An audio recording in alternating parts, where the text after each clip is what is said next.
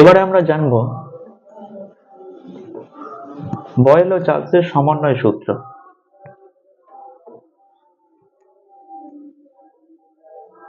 Boil ও চার্লসের সমন্বয় সূত্র।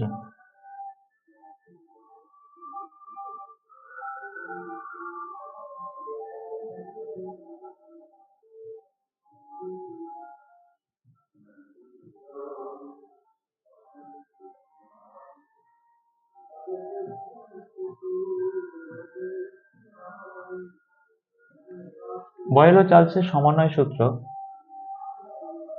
এটা প্রমাণ করতে গেলে একটু লিখে নিতে হবে। ধরা যাক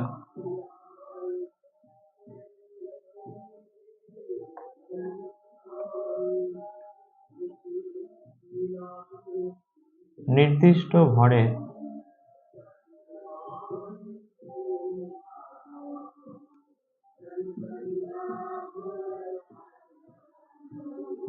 নির্দিষ্ট ভরের কোনো গ্যাসের আয়তন V, চাপ P এবং উষ্ণতা ক্যাপিটাল T মানে সেটা মনে রাখতে হবে, সেটা হচ্ছে কেলভিন স্কেল বা পরম স্কেলের পার্ট। তাহলে বয়েলের সূত্রানুসারে আমি লিখতে পারি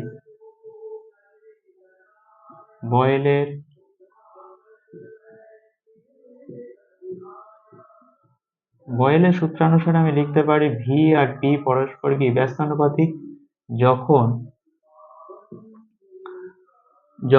T স্থির। তাহলে বয়েলের সূত্রানুসারে আমি লিখতে পারি V আর P পরস্পর ব্যস্তানুপাতিক যখন T স্থির। চার্লসের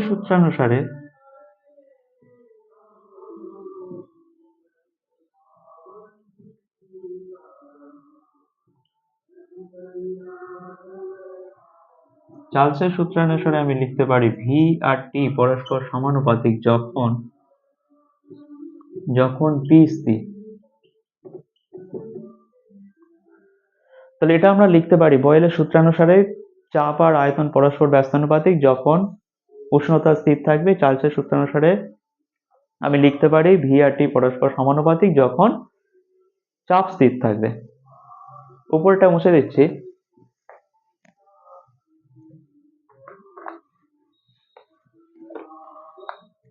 দুটো সূত্রকে একসঙ্গে লিখলে পাবো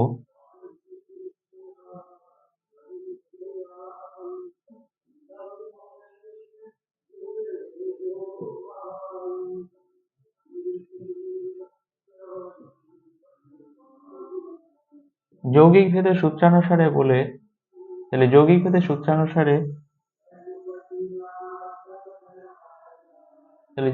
সূত্রানুসারে লিখে যেটা পাচ্ছি সেখানে যখন কি হবে T ও P উভয়ই পরিবর্তনশীল। যখন কি হবে T এবং P উভয়ই পরিবর্তনশীল, তাহলে আমি লিখতে পারি V সমান সমান KT বাই P। তাহলে K সমান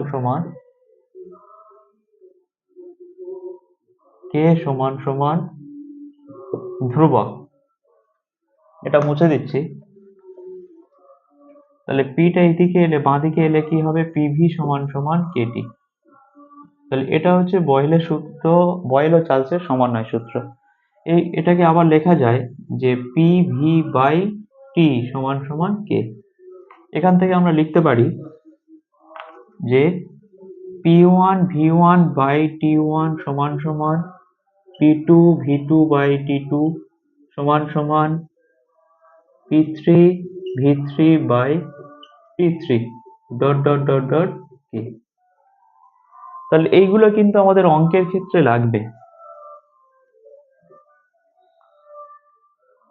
তাহলে অঙ্কের ক্ষেত্রে এগুলো কিন্তু আমাদের লাগবে। অঙ্কের ক্ষেত্রে সেখানে P1 এর মান বলে দেওয়া থাকবে, V1 এর মান বলে দেওয়া থাকবে, হয়তো T1 এর মান বলে দেওয়া থাকবে, এখান থেকে হয়তো P2 এর মান V2 এর মান বলে দেওয়া থাকবে টি2 মান বের করতে হবে, তখন এই পর্যন্ত p1 v1 বাই t1 সমান সমান p2 v2 বাই t2 করে আমাদের টি2 মান বের করতে হবে। এখানে যেটা বলার, তাহলে প্রত্যেকটা ক্ষেত্রে কিন্তু চাপের মান p1 p2 p3 প্রত্যেকটার চাপের মান বা আয়তনের মান বা উষ্ণতার মান একই নয়, কিন্তু p1 v1 বাই t1 চাপের মান, আয়তনের মান এবং উষ্ণতার মান বসিয়ে এখানে মানে প্রথম ক্ষেত্রে বসিয়ে ক্যালকুলেট করে যেটা পাবো, দ্বিতীয় ক্ষেত্রে সেই একই পাবো, তৃতীয় ক্ষেত্রে একই পাবো।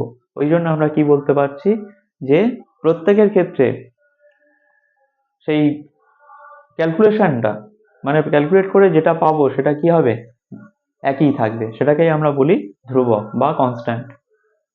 তাহলে p1 v1 বাই t1 সমান সমান p2 v2 বাই t2 সমান সমান p3 v3 বাই t3 সমান সমান k।